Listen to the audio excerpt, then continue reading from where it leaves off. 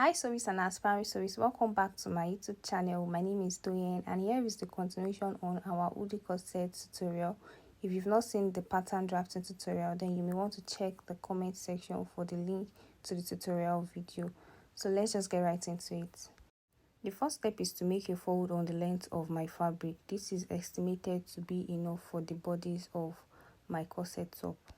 For the length, I'm going to measure something random. I'm going to be working with 20 inches. Since my full length isn't up to 20 inches, so I'm just going to be working with 20 inches, which also includes the seam allowance and all of those stuff. So I'm just going to mark that on different angles here, and then I'm going to cut this off.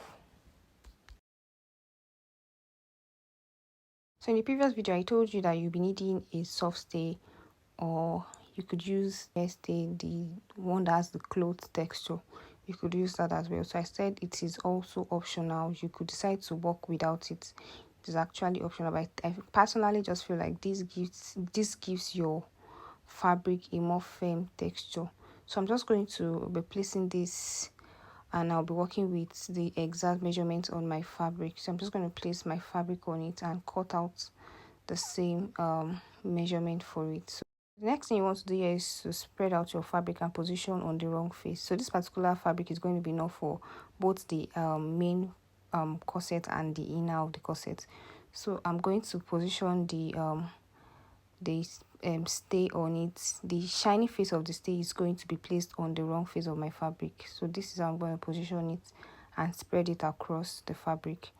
So the next thing you want to do here is to just heat it up evenly on your heat presser.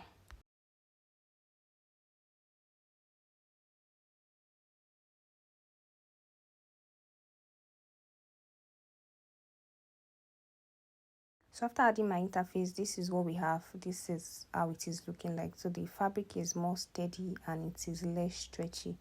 So what we have here is basically not stretching at all. So for the first part of my pattern paper, I'm going to be making a fold like this because it's going to fall at the front part. So it's going to be on a fold. So I'm going to position this side of my pattern paper. That's where the neckline is, where the neckline falls in. I'm going to pin it down like this. Now because the fabric is now less stretchy, I'm going to be adding a seam allowance of about 0.5. So I'm just going to be tracing out whatever shape that I have on my pattern paper, just as you can see on your screen, and then leave out my seam allowance of 0.5, just as you can see on your screen. Now this is the only part that will be folded because it is the front part. Now for the other part, I am going to be cutting on both sides with the allowance of 0.5, just as you can see on your screen.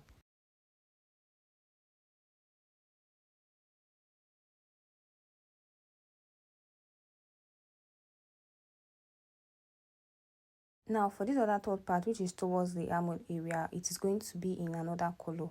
So this is the color we are going to be working with just to beautify the design.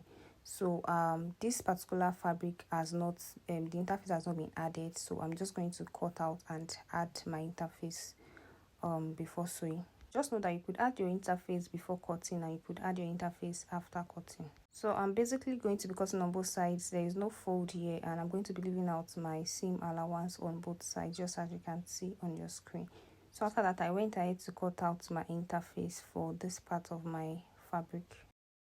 So for a better clarification, I'm going to be bringing all the patterns together so you can understand things better. So in a situation whereby you might not be able to identify your fabric, I would just advise that you pin down your pattern alongside with your fabric, just like I am doing here. So this is how the arrangement is going to be for my fabric. I want you to understand the essence of the other color design, so that you can at least have a glimpse of what you want to achieve. So this is what it looks like, and then for the center point, you can decide to work with another color. You can decide to work with the off-white color. It is also going to be beautiful. So this is the third part of my front bodice, and this is what it is looking like. So you can have a clear understanding of what we're trying to achieve. If I went deeper on the neckline area, the shape of the design is going to be showing here, but I decided to just leave it plain so that it doesn't show the cleavage. So this is all about the front part. So for from the front part, we have a leftover of 4 inches for the shoulder strap. Then we're going to be adding it to the shoulder strap for the back side. And I said in the previous video that we're going to be working with about 12 inches. So I'm going to be adding 1 inch seam allowance to 12 inches. That will be 13 inches. So for each strap, you're going to be needing 2 pieces. So on this fabric, I'm going to go ahead to measure 13 inches for the strap length. And for the strap width, we're going to work with what is on the pattern paper. On the pattern paper, we have about 1.5 on the pattern paper. So I'm just going to add half inch seam allowance to it because I'm going to be sewing on about 0.25. So 2 inches is going to be enough for the width of the straps. By the time I'm done sewing on the sides, we'll be left with about 1.5 inches. So the shoulder strap length is measured as 13 inches, while the width of the shoulder strap is measured as 2 inches. So since this is 2 pieces for 1 strap, we're going to be cutting another part for the second strap. So let me also remind you that if you started by interfacing on the main bodies, you're also going to be interfacing on the shoulder strap as well. So we have 4 pieces of this. So just in case you are wondering, this is how the positioning of the shoulder strap is going to be from the front to the back, just like this. I'm going to be joining this with this, just as you can see, and then the other part will be towards the back. So on my back side, I'm also going to repeat the same procedure, and on each side of my fabric, I'm going to be leaving out an allowance of 0.5 on each side of my fabric, and this is going to be for seam allowance.